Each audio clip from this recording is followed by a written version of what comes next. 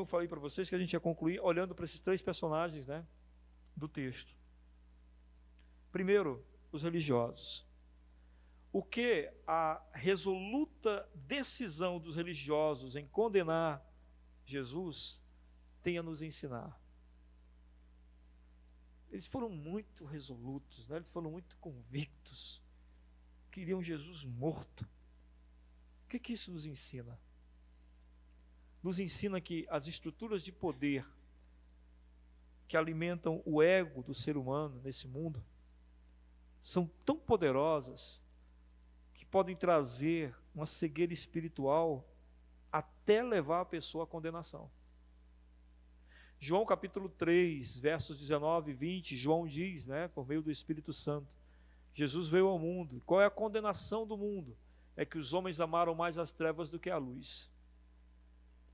As estruturas de poder que se cria nesse mundo, seja ela religiosa, seja ela política, a menor estrutura que seja, na qual Jesus não possa ser Senhor, ela cega o indivíduo e o leva à condenação.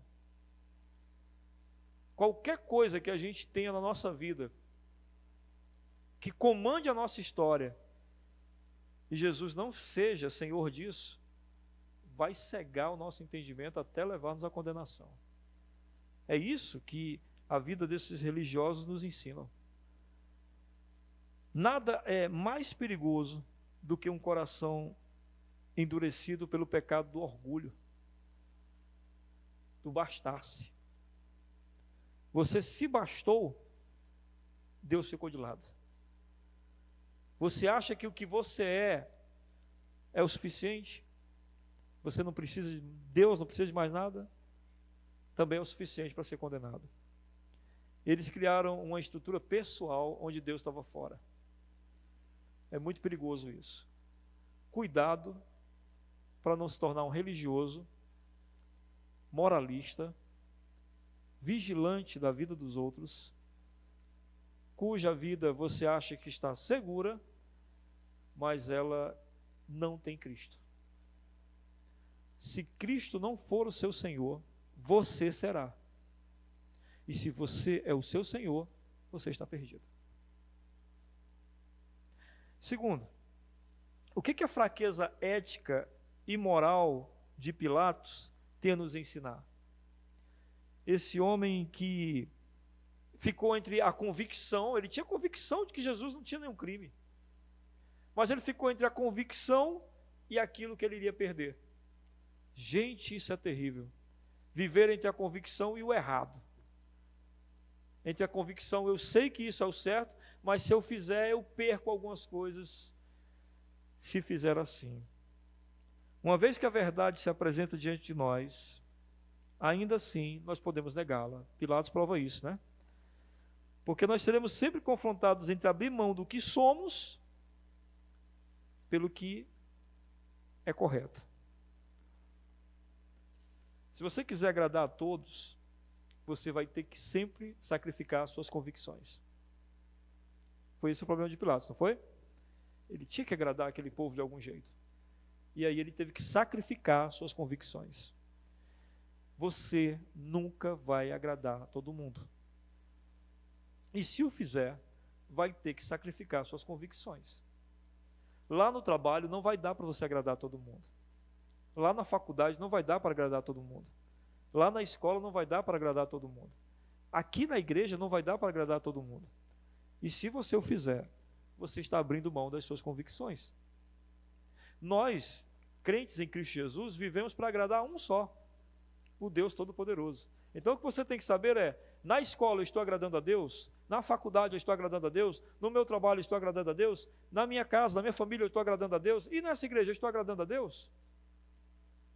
É isso que nos basta. O mais, nós vamos sacrificar convicções. Terceiro e último, o que a resoluta posição de Jesus em ser entregue à morte em nosso favor tem a nos ensinar? Jesus foi resoluto, né? Passou pelo açoite, passou pela humilhação, passou pelos questionamentos, pelas perguntas, pelas imposições, mas manteve-se firme. Jesus foi humilhado, torturado, escarnecido, mas ele estava resoluto pela cruz. Ele estava resoluto em sofrer uma condenação injusta, para que a nossa justa condenação não nos levasse a viver para sempre longe de Deus.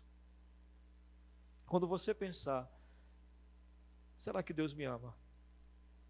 Você não deve pensar quando a doença chegar, quando o desemprego surgir, quando as coisas não derem certo, quando a solidão se fizer presente. Não é esse o momento de pensar, será que Deus me ama?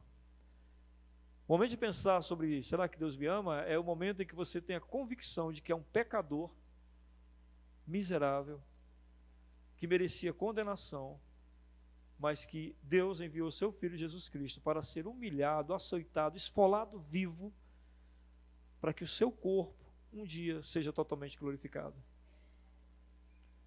Quando você quiser perguntar por que Deus permite isso ou permite aquilo, lembre que, antes de mais nada, Ele não permitiu que você um dia esteja no inferno. E Ele fez isso por meio do sacrifício de Jesus. E como agradecer quem fez tanto em nosso favor? É impossível fazer qualquer coisa à altura do que Jesus fez por nós. É impossível. Mas uma das coisas, lá em Hebreus capítulo 12, verso 2, que diz o seguinte, que Jesus, ele não abandonou a cruz pela alegria que lhe estava proposta. Que alegria era essa? A alegria de ver nós ouvindo sua mensagem e atendendo essa mensagem. Crendo nessa mensagem, crendo na cruz. Quem crê e obedece, experimenta os frutos do penoso trabalho do Senhor Jesus. Próximo diante da cruz, nunca houve amor assim. Sobre a morte já venceu.